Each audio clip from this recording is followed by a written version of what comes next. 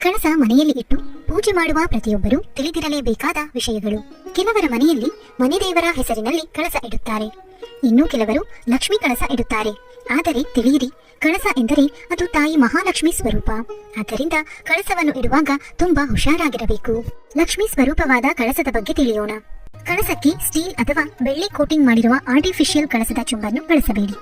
ಕಳಸಕ್ಕೆ ತಾಮ್ರ, ಹಿತ್ತಾಳೆ, ಬೆಳ್ಳಿ ಚುಂಬುಗಳು ತುಂಬಾ ಶ್ರೇಷ್ಠ. ನಿಮಗೆ ಯಾವುದು ಅನುಕೂಲ, ನಿಮ್ಮ ಶಕ್ತಿಗೆ ಅನುಗುಣವಾಗಿ ಇಟ್ಟು ಪೂಜೆ ಮಾಡುವುದು ಉತ್ತಮ. ನಿಮ್ಮ ಮನೆಯಲ್ಲಿ ಹಿರಿಯರು ಹೇಗೆ ಕಳಸ ಸ್ಥಾಪನೆ ಮಾಡಿ ಪೂಜೆ ಮಾಡುತ್ತಿದ್ದರೋ ಅದೇ ರೀತಿ ಪೂಜೆ ಮಾಡುವುದು ಕೂಡ ಬಹಳ ಶ್ರೇಷ್ಠ. ಕೆಲವರ ಮನೆಯಲ್ಲಿ ಮನೆ ದೇವರ ಕಳಸ ಇಡುತ್ತಾರೆ.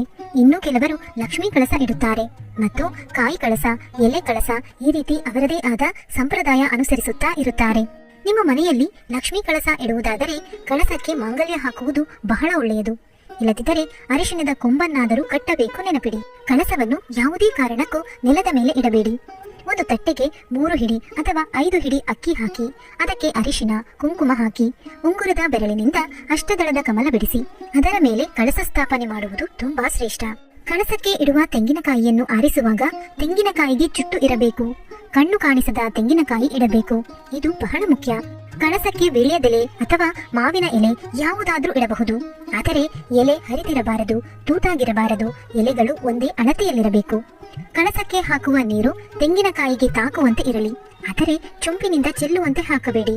ಕಳಸಕ್ಕೆ ಶುದ್ಧವಾದ ಚುಂಬನ್ನು ಇಡಬೇಕು. ಅದಕ್ಕೆ ಅರಿಶಿಣ, ಕುಂಕುಮ, ಗಂಧ ಹಚ್ಚಿ ಶುದ್ಧವಾದ ನೀರು ಹಾಕಿ ನಂತರ ನೀರಿಗೆ 1 ಚಿಟಿಕೆ ಅರಿಶಿಣ, ಕುಂಕುಮ ಹಾಕಿ, ಒಂದು ಹೂವು ಹಾಕಿ, ಒಂದು ನಾಣ್ಯ ಹಾಕಿ, ಯಾವುದಾದರೂ ಸರಿ, ಹಿತ್ತಾಳೆ, ಬೆಳ್ಳಿ ಅಥವಾ ಮಾಮೂಲಿ ನಾಣ್ಯ ಕೂಡ ಆದರೂ ಸರಿ, ಮರೆಯದೆ ಹಾಕಿ. ಇದು ಪ್ರಾಣದ ಪ್ರತೀಕ. ಇನ್ನು ಕೆಲವರು ಕವಡೆ, ಗೋಮತಿ ಚಕ್ರ, ಕಮಲದ ಬೀಜ ಇತ್ಯಾದಿ ಹಾಕುತ್ತಾರೆ. ಆದರೆ ಇದು ಹಬ್ಬ ಹರಿದಿನಗಳಲ್ಲಿ ಹಾಕಿದರೆ ಸಾಕು. ಕಳಸ ಪ್ರತಿಷ್ಠಾಪನೆ ಮಾಡಿದ ಮೇಲೆ ಪದೇ ಪದೇ ಮುಟ್ಟುವುದು, ಹೂವು ಸರಿಪಡಿಸುವುದು ಮಾಡಬೇಡಿ. ಯಾವುದೇ ಕಾರಣಕ್ಕೂ ಮಂಗಳವಾರ, ಶುಕ್ರವಾರ, ಅಮಾವಾಸ್ಯೆ, ಹುಣ್ಣಿಮೆ, ಏಕಾದಶಿ, ಪವಿತ್ರ ಹಬ್ಬದ ದಿನಗಳಲ್ಲಿ ಕಳಸ ಕದಲಿಸಬೇಡಿ. 1 ದಿನ ಮುಂಚಿತವಾಗಿ ತೆಗೆದು ಸ್ವಚ್ಛ ಮಾಡಿ. ಈ ದಿನಗಳಲ್ಲಿ ಕಳಸ ಸ್ಥಾಪನೆ ಮಾಡಿದರೆ ಮನೆಗೆ ಬಹಳ ಒಳ್ಳೆಯದು. ಕಳಸ ಕದಲಿಸುವಾಗ 3 ಸಲ ಬಲಕ್ಕೆ ಸರಿಸಿ ನಂತರ ತೆಗೆಯಬೇಕು. ಕಳಸ ಕದಲಿಸಿದ ಮೇಲೆ ನೀರನ್ನು ತೆಂಗಿನ ಮರ ಅಥವಾ ತುಳಸಿ ಗಿಡಕ್ಕೆ ಹಾಕಿ ಯಾರು ತುಳಿಯಬಾರದು. ಈ ಎಲ್ಲಾ ನಿಯಮಗಳನ್ನು ಪಾಲಿಸಿ ಮನೆಯಲ್ಲಿ ಕಳಸವನ್ನು ಇಟ್ಟರೆ ಮಹಾಲಕ್ಷ್ಮಿ ತಾಯಿ ಸದಾ ಮನೆಯಲ್ಲಿಯೇ ಇದ್ದು ಸಂಪತ್ತು, ಸಮೃದ್ಧಿ, ಆರೋಗ್ಯ ಭಾಗ್ಯ ಕೊಟ್ಟು ಕರುಣಿಸುತ್ತಾಳೆ. ನಿಮಗೆ ಅಷ್ಟೈಶ್ವರ್ಯ ಲಭಿಸುತ್ತದೆ. ಸ್ನೇಹಿತರೆ, ಈ ಮಾಹಿತಿ ನಿಮಗೆ ಇಷ್ಟವಾದರೆ ದಯವಿಟ್ಟು ಲೈಕ್ ಮಾಡುವುದನ್ನು ಮರಿಬೇಡಿ. ಹಾಗೂ ಮತ್ತಷ್ಟು ವಿಡಿಯೋಸ್ಗಳಿಗಾಗಿ ನಮ್ಮ ಚಾನೆಲ್ ಅನ್ನು ಸಬ್ಸ್ಕ್ರೈಬ್ ಮಾಡಿ.